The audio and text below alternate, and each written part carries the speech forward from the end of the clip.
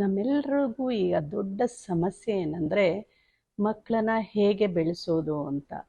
ಈ ಮಕ್ಕಳು ಎಷ್ಟೇ ಹೇಳಿದ್ರೂ ಹೇಳಿದ ಮಾತು ಕೇಳಲ್ಲ ಅಂತಾನೆ ನಮಗೆ ಕಂಪ್ಲೇಂಟ್ಸ್ ಬರ್ತಿದೆ ಪೇರೆಂಟ್ಸಿಂದ. ಆದರೆ ಇದು ಹೇಗೆ ಸಾಧ್ಯ? ಎಷ್ಟು ಹೇಳ್ಕೊಟ್ರು ಯಾಕೆ ಅವ್ರು ಕಲ್ತಿಲ್ಲ? ಕಲಿಯೋದಕ್ಕೆ ಏನಾದರೂ ರೀಸನ್ ಇದೆಯಾ ಅಥವಾ ಬೇರೆ ಥರ ಹೇಳ್ಕೊಡ್ಬೇಕಂತ ನಾವು ಯಾವತ್ತಾದರೂ ಯೋಚನೆ ಮಾಡ್ತಿದ್ದೀವ? ಈಗ ನಾನು ಹೇಳ್ಕೊಡೋದು ಯಾವುದಾದ್ರೂ ಮಕ್ಕಳಿಗೆ ಅರ್ಥ ಆಗಿಲ್ಲ ಅಂದರೆ ನಾವೇನು ಮಾಡಬೇಕು?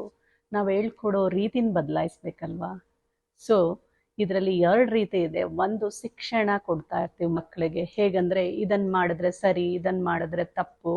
ಸೊ ಈ ಮಕ್ಕಳಿಗೆ ನೀವು ಇದನ್ನು ಮಾಡಬೇಡಿ, ಇದನ್ನು ಮಾಡಿ ಅಂತ ಹೇಳಿದಾಗ ಈ ಮಕ್ಕಳಲ್ಲಿ ಕ್ಯೂರಿಯಾಸಿಟಿ ಜಾಸ್ತಿ. ಮಕ್ಕಳಿಗೆ ಅಲ್ಲ, ಮನುಷ್ಯನಿಗೆ ಕ್ಯೂರಿಯಾಸಿಟಿ ಜಾಸ್ತಿ ಇರುತ್ತೆ.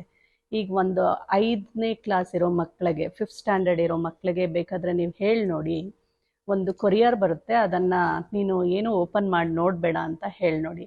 ಖಂಡಿತವಾಗೂ ಆ ಮಗು ಕ್ಯೂರಿಯಾಸಿಟಿಯಿಂದ ಅದನ್ನು ಓಪನ್ ಮಾಡೇ ಇರುತ್ತೆ, ವಿತೌಟ್ ಯಾರ್ ನಾಲೆಜ್. ಯಾಕಂದರೆ ಕ್ಯೂರಿಯಾಸಿಟಿ ಜಾಸ್ತಿ ಇರುತ್ತೆ ಮಕ್ಕಳಿಗೆ. ಸೊ ಅವಕ್ಕೇನು ಅನಿಸ್ತಾ ಇರುತ್ತೆ, ಯಾಕೆ ಈ ಥರ ಮಾಡಬಾರ್ದು, ಅಮ್ಮ ಯಾಕೆ ಹೇಳಿ ಹೋಗಿದ್ರು ಈ ಥರ ನೋಡಬೇಡಿ ಅಂದ್ಬಿಟ್ಟು ಅಂತ ಅವ್ರಿಗೆ ತುಂಬ ಕ್ಯೂರಿಯಾಸಿಟಿ ಬರುತ್ತೆ, ಅದನ್ನು ಓಪನ್ ಮಾಡೇ ನೋಡ್ತಾರೆ.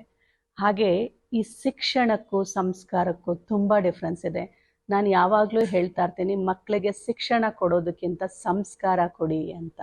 ಪೇರೆಂಟ್ಸ್ಗಳು ಅದೇ ಕೇಳ್ತಾರೆ, ಮ್ಯಾಮ್ ಈ ಸಂಸ್ಕಾರ ಅಂತ ನೀವು ಎಷ್ಟು ಸರ್ತಿ ಬಳಸ್ತೀರಾ, ನಮ್ಗೆ ಈ ಪದದ ಅರ್ಥನೇ ಗೊತ್ತಾಗ್ತಿಲ್ಲ ಅಂತ.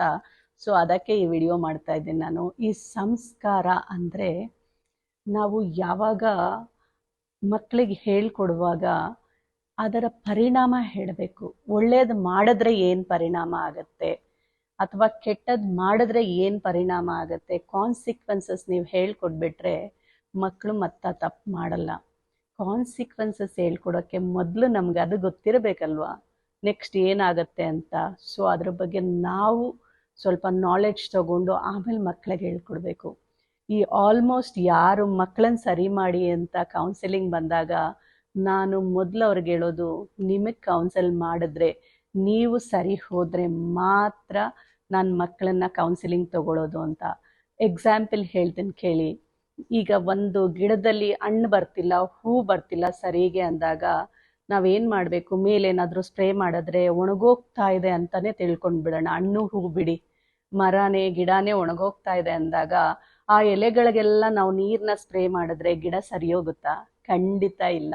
ನಾವು ಆ ರೂಟ್ಗೆ ಹೋಗಿ ಆ ಬೇರಿಗೆ ಏನೇನು ಸಲಹೆ ಕೊಡಬೇಕು, ಆ ಬೇರಿಗೆ ಹೇಗೆ ಸರಿ ಆಗಲಿಕ್ಕೆ ಆ ಬೇರನ್ನ ಸ್ವಲ್ಪ ಮಣ್ಣೆಲ್ಲ ಕೆದಕಿ ಅದಕ್ಕೇನಾದರೂ ತೊಂದರೆ ಆಗ್ತಿದ್ಯಾ, ಬೇರೆ ಕಡೆಯಿಂದ ಕೆಮಿಕಲ್ ಏನಾದರೂ ಬೀಳ್ತಿದ್ಯಾ ರೂಟ್ಗೆ, ಅಥವಾ ನೀರು ಸರಿಯಾಗಿ ಆಗ್ತಿದ್ದೀವ ಗಿಡಕ್ಕೆ ಅಂತ ನೋಡಿ ಆ ರೂಟನ್ನು ಸರಿ ಮಾಡಿದಾಗ ಮಾತ್ರ ಗಿಡ ಸರಿ ಹೋಗುತ್ತೆ.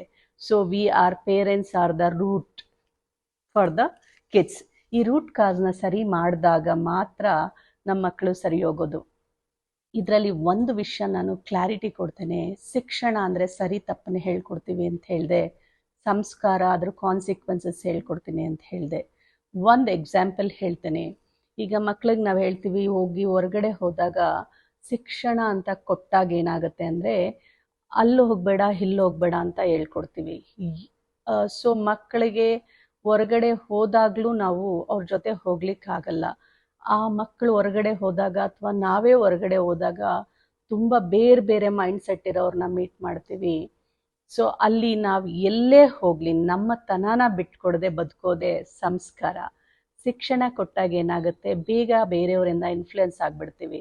ಇದು ಸರಿ ಇದು ತಪ್ಪಂತ ಹೇಳ್ಕೊಟ್ಟಿರ್ತೀವಿ, ಆದರೆ ಬೇರೆ ಜನಗಳು ಬಿಡ್ತಾರ, ನೀನು ಒಬ್ಬನೇನ ಸರಿ ಇರೋದು, ಪರವಾಗಿಲ್ಲ ಇವತ್ತೊಂದಿನ ಮಾಡೋ ಈ ಕೆಲಸ ನೋಡೋಣ, ಪೇರೆಂಟ್ಸ್ ಕೇಳಲೇಬೇಡ, ನಾವೆಲ್ಲ ಮಾಡ್ತಿಲ್ವ, ಎಲ್ಲಿ ಪೇರೆಂಟ್ಸ್ ಗೊತ್ತಾಗಿದೆ, ನೀನು ಯಾಕೆ ಇಷ್ಟು ಬೇಜಾರು ಮಾಡ್ಕೊಳ್ತೀಯ, ಮಾಡು ನೋಡೋಣ ಇವತ್ತು ಅಂತ ಇನ್ಫ್ಲುಯೆನ್ಸ್ ಮಾಡ್ತಾರೆ. ಶಿಕ್ಷಣ ತಗೊಂಡಿರೋ ಮಕ್ಕಳಿಗೆ ಹೌದಲ್ವಾ ಒಂದ್ಸರ್ತಿ ಟ್ರೈ ಮಾಡೋಣ ಅನ್ಸುತ್ತೆ. ಅದೇ ಸಂಸ್ಕಾರ ಕಲಿಸಿರೋ ಮಕ್ಕಳಿಗೆ ಎಷ್ಟೇ ನೀವು ಇನ್ಫ್ಲುಯೆನ್ಸ್ ಮಾಡಿದ್ರು ಅವರಿಂದ ಬೇಕಾದರೆ ಕೆಟ್ಟ ಬುದ್ಧಿ ಹೇಳ್ಕೊಡೋರು ಇನ್ಫ್ಲುಯೆನ್ಸ್ ಆಗ್ತಾರೆ ಹೊರತು ಇವ್ರು ಇನ್ಫ್ಲುಯೆನ್ಸ್ ಆಗಲ್ಲ ಕೆಟ್ಟತನಕ್ಕೆ. ಸೊ ನಾವು ಸಂಸ್ಕಾರ ಕೊಡಬೇಕಾ ಶಿಕ್ಷಣ ಕೊಡಬೇಕಾ ಯೋಚನೆ ಮಾಡಿ. ಮತ್ತು ಇನ್ನೊಂದೇನೆಂದರೆ, ಇನ್ನೂ ಒಂದು ಎಕ್ಸಾಂಪಲ್ ಹೇಳ್ತೇನೆ. ಈ ಸಂಸ್ಕಾರ ಕೊಟ್ಟಾಗ ನಾವೊಂದು ಚಂದ್ರನ ಥರ ಇರ್ತೀವಿ. ನಾವೆಲ್ಲೇ ಹೋಗಲಿ, ಯಾವುದೇ ಪ್ಲೇಸ್ಗೆ ಹೋಗಲಿ, ನಾವು ಇನ್ಫ್ಲುಯೆನ್ಸ್ ಆಗೋದು ತುಂಬ ಕಡಿಮೆ ಇರುತ್ತೆ. ಆದ್ರೂ ಆ ತಪ್ಪನ್ನ ಮತ್ತೆ ಬೇಗ ಕರೆಕ್ಟ್ ಮಾಡ್ಕೊಂಡು ಬಿಡ್ತೀವಿ. ಸೊ ಚಂದ್ರ ಮೇಲ್ಗಡೆ ತುಂಬು ಚಂದ್ರ ಇರ್ತಾನೆ ಅನ್ಕೊಳ್ಳೋಣ, ಹುಣ್ಣಿ ಮೇಲೆ ಫುಲ್ ಮೂನ್.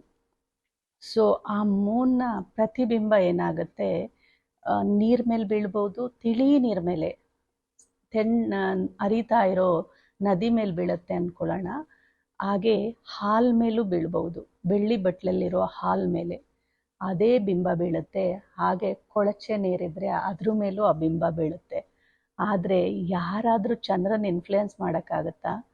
ಅವನ್ನ ಉಳಿದಿರೋ ಚಂದ್ರನ ಬೆಳಕನ್ನು ಕಡಿಮೆ ಮಾಡೋಕ್ಕಾಗತ್ತಾ? ಕೊಳಕಕ್ಕೂ ಮುಟ್ಟಕ್ಕಾಗಲ್ಲ, ಹಾಲ್ಗೂ ಮುಟ್ಟಕ್ಕಾಗಲ್ಲ. ಸಂಸ್ಕಾರ ಕಲಿತವನು ಯಾವತ್ತೂ ಅಷ್ಟು ಹೈಟನಲ್ಲಿರ್ತಾನೆ, ಅವನ ಆಲೋಚನೆಗಳು ಅಷ್ಟು ಎತ್ತರಕ್ಕಿರುತ್ತೆ. ಅದನ್ನು ಇನ್ಫ್ಲುಯೆನ್ಸ್ ಮಾಡೋದು ತುಂಬ ಕಷ್ಟ. ಹಾಗೆ ಬೇಕಾದರೆ ಬೆಳಕಿಗೆ ಬರೋದು ಚಾನ್ಸಸ್ ಇದೆ, ಅವ್ರನ್ನ ಕತ್ಲೆಗೆ ತಳ್ಳೋಕ್ಕಾಗಲ್ಲ. ಇದೇ ರೀತಿ ಮಕ್ಕಳಿಗೆ ನಾವು ಹೇಳ್ಕೊಡ್ಬೇಕಾದ್ರೆ ಇನ್ನೂ ಒಂದು ಇನ್ಫ್ಲುಯೆನ್ಸ್ ಆಗುತ್ತೆ. ಏನಂದರೆ, ಯಾವುದಾದ್ರೂ ಒಂದು ಸಂದರ್ಭದಲ್ಲಿ ಅಂತ ತಿಳ್ಕೊಳ್ಳೋಣ. ಈಗ ಮಕ್ಕಳಿಗೆ ಏನು ಮಾಡ್ತೀವಿ, ಪರವಾಗಿಲ್ಲ ಮಾಡಿಬಿಡು, ಇವತ್ತೊಂದಿನ ಮಾಡಿಬಿಡು, ಏನೋ ತೊಂದರೆ ಆಗಿದೆ, ಅಷ್ಟೊಂದು ಕಷ್ಟಪಡೋಕೆ ಹೋಗ್ಬೇಡ ಅಂತ. ಆವಾಗ ನೆಕ್ಸ್ಟ್ ಟೈಮ್ಗೆ ಆ ಮಕ್ಕಳು ಅದನ್ನೇ ಅಪ್ಲೈ ಮಾಡ್ತಾರೆ. ಎಕ್ಸಾಂಪಲ್ ಏನು ಗೊತ್ತಾ, ಈ ಸಣ್ಣ ಮಕ್ಕಳಿಗೆ ಬರೆಯೋಕ್ಕಾಗಲ್ಲ, LKG UKG ಪ್ರೀ ನರ್ಸರಿ ಮಕ್ಕಳಿಗೆ ಪೇರೆಂಟ್ಸೇ ಬರೆದು ಕೊಟ್ಬಿಡ್ತಾರೆ ಹೋಮ್ವರ್ಕ್ ಎಲ್ಲ. Is it correct? ಅವತ್ತಿಗೇನೋ ನೀವು ಬಚಾವ್ ಮಾಡಿದ್ರಿ, ಆ ಮಗುಗೆ ಒಂದು ಅರ್ಥ ಆಗುತ್ತೆ, ನಾನು ತಪ್ಪು ಮಾಡಿದ್ರೆ ನನ್ನ ಪೇರೆಂಟ್ಸ್ ಸಪೋರ್ಟ್ ಮಾಡ್ತಾರೆ ನನಗೆ, ನಾನು ಹೋಮ್ವರ್ಕ್ ಬರೀದೆ ಯಾವುದೇ ಒಂದು ರೀಸನ್ ಕೊಟ್ಟರು ಹೇಗಾದರೂ ನಾನು ಇದರಿಂದ ಎಸ್ಕೇಪ್ ಆಗ್ಬೋದು ಅಂತ ನಾವೇ ಆ ಮಗುಗೆ ಒಂದು ದಾರಿನ ಮಾಡಿಕೊಡ್ತೇವೆ. ಸೊ ಫಸ್ಟ್ ದಿನ ಆಗ್ಲಿಲ್ವಾ, ಮಗು ಹೋಮ್ವರ್ಕ್ ಬರೀಲಿಲ್ಲ, ಸೆಕೆಂಡ್ ಡೇ ಬರೀಲಿಲ್ಲ, ಥರ್ಡ್ ಡೇ ಬರೀಲಿಲ್ಲ, ತೊಂದರೆ ಇಲ್ಲ, ಟೀಚರ್ಗೆ ಇನ್ಫಾರ್ಮ್ ಮಾಡಿ, ಈಗ ಬರೆಯೋಕ್ಕಾಗಿಲ್ಲ, ಮಗುಗೆ ಹುಷಾರಿಲ್ಲ, ಅಥವಾ ಏನೋ ಒಂದಾಯಿತು, ಮಗು ಆಟ ಆಡ್ತಾ ಮರ್ತೇ ಬಿಡ್ತು, ಅಥವಾ ನಾವು ಬ್ಯುಸಿ ಆಗಿದ್ದೋ, ತೊಂದರೆ ಇಲ್ಲ. ವೀಕೆಂಡ್ ಬರುತ್ತಲ್ಲ, ಅವ್ನು ತಪ್ಪು ಮಾಡಿದ್ದನ್ನು ಕರೆಕ್ಟ್ ಮಾಡ್ಕೊಳಕ್ಕೆ ನಾವು ಎಫರ್ಟ್ ಹಾಕಬೇಕಾಗತ್ತಾದ್ರೆ ಅದು ಇನ್ನೊಂದು ಹೇಳ್ತಾನೆ, ಪೇರೆಂಟ್ಸು 1000% ಏನಾದರೂ ಎಫರ್ಟ್ ಹಾಕಿದ್ರೆ ಮಾತ್ರ 100% ಮಕ್ಕಳಿಂದ ರಿಸಲ್ಟ್ ಸಿಗೋದು. ಯಾರಿಂದಾನೇ ಆಗಲಿ, ಎಸ್ಪೆಷಲಿ ಮಕ್ಕಳಿಗೆ ನಮ್ಮ ಎಫರ್ಟ್ 1000% ಬೇಕಾಗುತ್ತೆ. ಆವಾಗ ಮಾತ್ರ 100% ಎಕ್ಸ್ಪೆಕ್ಟ್ ಮಾಡ್ಬೋದು ರಿಸಲ್ಟ್ನ.